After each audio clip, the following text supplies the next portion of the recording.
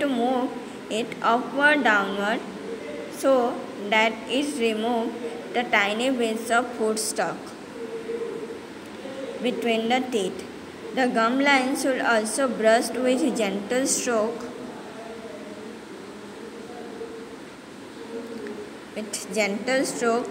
Not only this, clean your mouth after every meal and every time you eat chocolate or ice cream.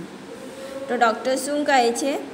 જે મોટાભાગના લોકો છે તે પોતાનું દાંત બ્રશ કરવા વખતે સાઈડથી બ્રશ કરે છે, પર જે રાઈટ વે છે, જે હરકી રસ્તા છે બ્રશ કરવાનું, તે અપવર્ડ ડાઉનવર્ડ, તે ઉપર નીચે કરવાથી જે આપણા દાંતમાં નીચે નાનકડું વસ્તુ રહી જાય છે તે ગમ્સ લાઇન, તો તે બહાર નીકળી જાય. અને ગમ્સ લાઇનમાં પણ જેન્ટલ એટલે કે આરામથી બ્રશ કરવું જોઈએ.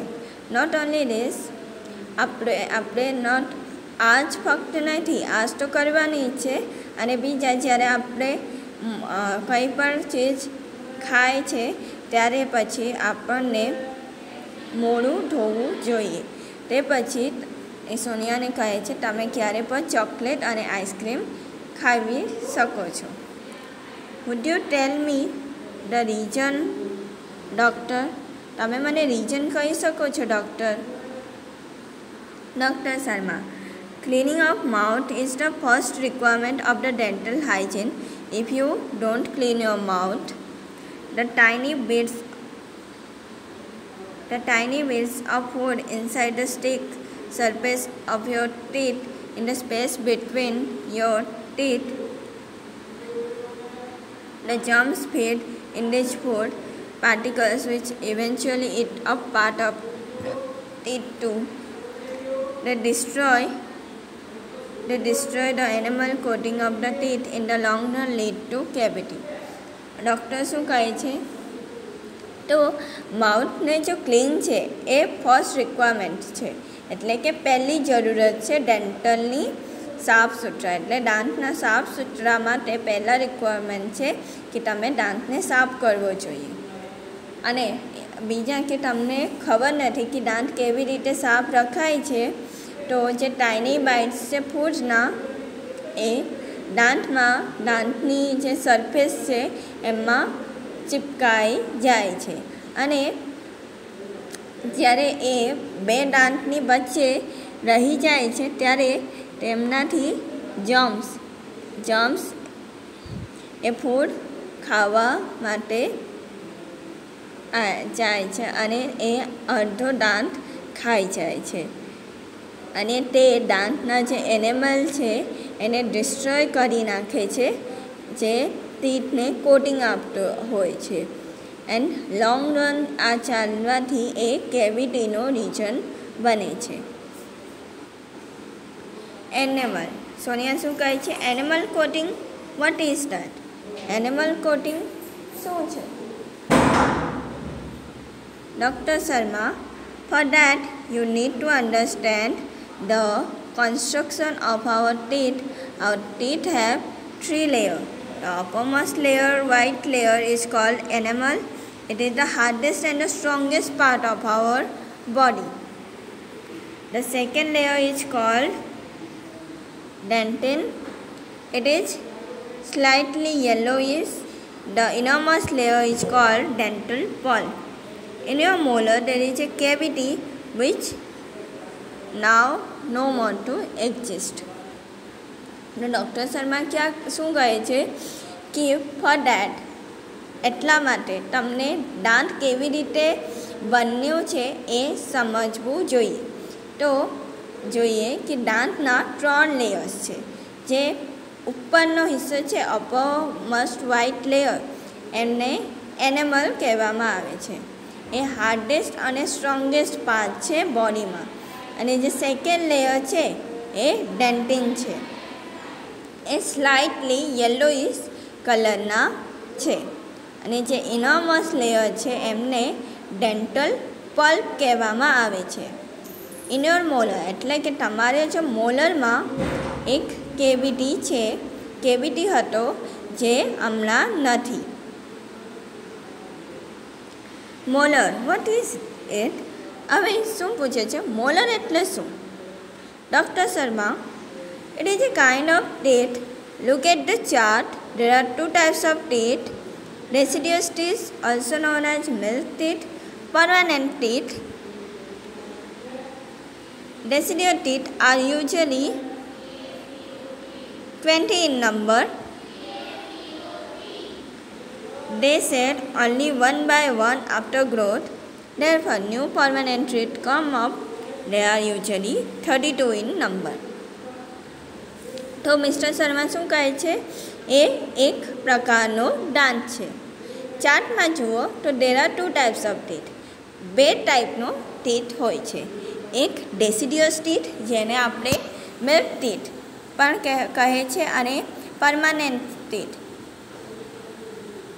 ડેસિડિયસ ટીથ જ્યારે આપણે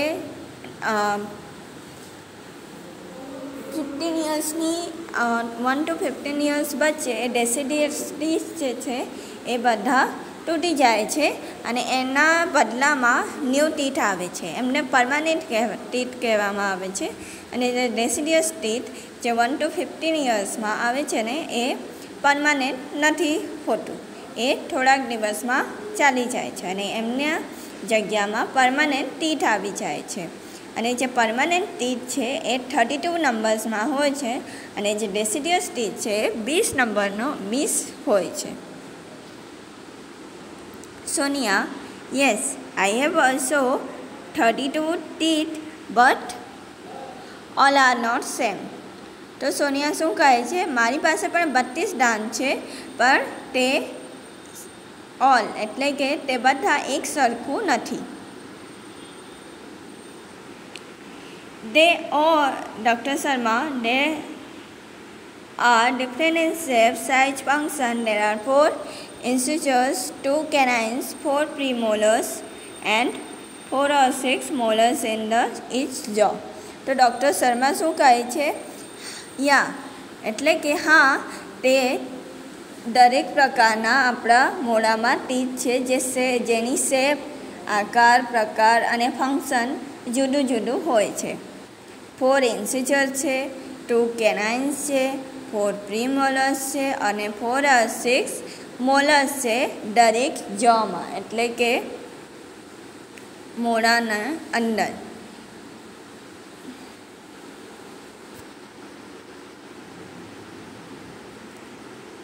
Can I ask few questions about my friend's dental problem? તો સોનિયા શું કહે છે ડૉક્ટર શર્માને? હું તમને ફ્યુ એટલે કે થોડું ક્વેશ્ચન કરી શકું? મારી ફ્રેન્ડને પણ ડેન્ટલ પ્રોબ્લેમ છે. ડૉક્ટર, ઓ સ્યોર ડિયર. ડૉક્ટર શર્મા શું કહે છે? હા, સ્યોર, તમે કહી શકો.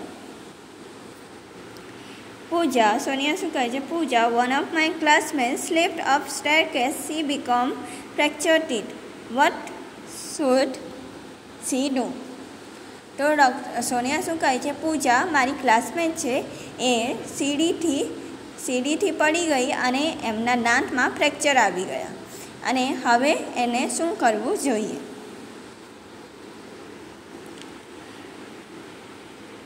Doctor Sharma, well, she need consult a doctor. After examination her teeth, the dentist will suggest restoration of the teeth with light cured composition filling material. તો doctor Sharma શું કહે છે? વેલ, એને ડેન્ટિસ્ટ પાસે કન્સલ્ટ કરવું જોઈએ. ડેન્ટિસ્ટને એને દાંત જોઈ એ સજેસ્ટ કરશે કે એમના જે દાંત છે એ કેવી રીતે ક્યોર એટલે કે જે ફ્રેક્ચર આવી છે એ કેવી રીતે કમ્પોઝિટ ફિલિંગ મટીરિયલથી ઠીક થઈ જશે. Sonia, okay, I have another friend name Dhara. She had uneven growth of teeth. Her teeth are not properly grown. She feels very embarrassed. At times, any advice for her? Okay, તો મારી એક બીજી friend પણ છે, એનું નામ ધારા છે. એની જે ડાન્સ છે એ અનઇવન છે, એટલે કે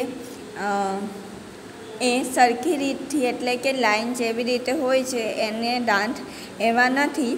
તો એને બહુ એમ્બ્રેસ એટલે બહુ શરમ ફીલ થાય છે એક વખત.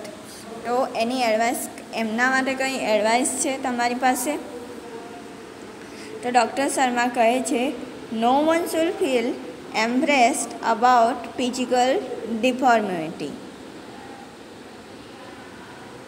Her problem is called crowding. Now there is a solution for problem also. The patient has to go orthodontic treatment. The braces will bring her teeth in proper alignment. એટલે કે doctor Sharma કહે છે, કોઈ પણ વ્યક્તિને શરમ નહીં આવે એમના જે ફિઝિકલ એટલે કે માણસની ઘડણની ઉપર. હર પ્રોબ્લેમ, એની પ્રોબ્લેમ એ છે કે એ ક્રાઉડિંગ, એના પ્રોબ્લેમને ક્રાઉડિંગ કહેવાય છે.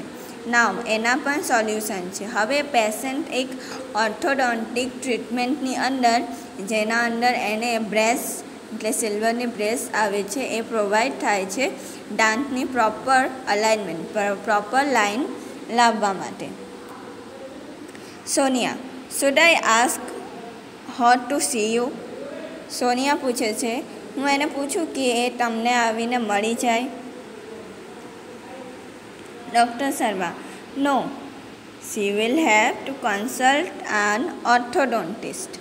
તો ડૉક્ટર શર્મા શું કહે છે, ના, મારે નથી, એમને એક ઓર્થોડોન્ટિસ્ટ સાથે કન્સલ્ટ કરવું જોઈએ. Sonia, thank you very much for your valuable suggestion. Indeed, dental science has advanced a lot. I will ask her to consult an orthodontist whom now I am thinking of taking up project on dental health because we have to work project in science and I think this is very useful topic. Sonia શું કહે છે, thank you. Sonia doctor શર્માને thank you કહે છે એમના suggestion માટે. Indeed એટલે જ્યાં સુધી ડેન્ટલ સાયન્સ, ડેન્ટલ સાયન્સ બહુ એડવાન્સ થઈ ગઈ છે એટલા માટે આઈ વિલ આસ્ક હર એટલે કે હું એને પૂછું કે એ કોઈ ઓર્થોડોન્ટિસ્ટ સાથે કન્સલ્ટ કરે. એટલે કે મારે ડેન્ટલ હેલ્થ ઉપર પ્રોજેક્ટ પણ છે અને અમે બધાને સાથે મળીને એ પ્રોજેક્ટ સાયન્સમાં કરવું જોઈએ. આઈ થિંક મારા મતે આ જે ટૉપિક છે એ બહુ ઇમ્પોર્ટન્ટ એટલે કે કામની ટૉપિક છે. Doctor Sharma, you can come guidance for your project if you need. Doctor Sharma એને શું કહે છે, તમે મારા પાસે કંઈ પણ ગાઈડ એટલે કે ગાઈડન્સ જોતું હોય તો આવી શકો છો. Sonia, it's so nice of you. Sonia શું કહે છે, it's so nice of you. આ સારી વાત છે. You are welcome. ડૉક્ટર શું કહે છે, યુ આર વેલકમ. તો આ પાઠ અહીંયાથી પૂરું થયું છે. તો તમે બધાને આ ચેપ્ટર રીડ કરીને રાખજો અને તમારી મોઢામાં કેટલા ઇન્સિજર્સ છે, કેટલા કેનાઇન્સ છે, કેટલા પ્રીમોલર્સ છે, કેટલા મોલર્સ છે, અહીંયા હાઉ મેની જે છે એની જગ્યા લખજો અને વેર તો એ ક્યાં છે એ પણ લખજો અને એમના યુઝ શું થાય છે એ પણ લખજો. તો આ ચેપ્ટરમાં ડૉક્ટર શર્મા અને સોનિયા વિશે છે તો એ ચેપ્ટર રીડ કરજો અને સારી રીતથી રીડ કરજો કેમ કે તમારે જે MCQ અને ક્વેશ્ચન આન્સર આવે છે એ ચેપ્ટરથી પેરેગ્રાફમાં જ આવે છે તો હરકી રીતથી રીડ કરજો. ત્યાં સુધી થેન્ક યુ. સેફ રહો, સુરક્ષિત રહો.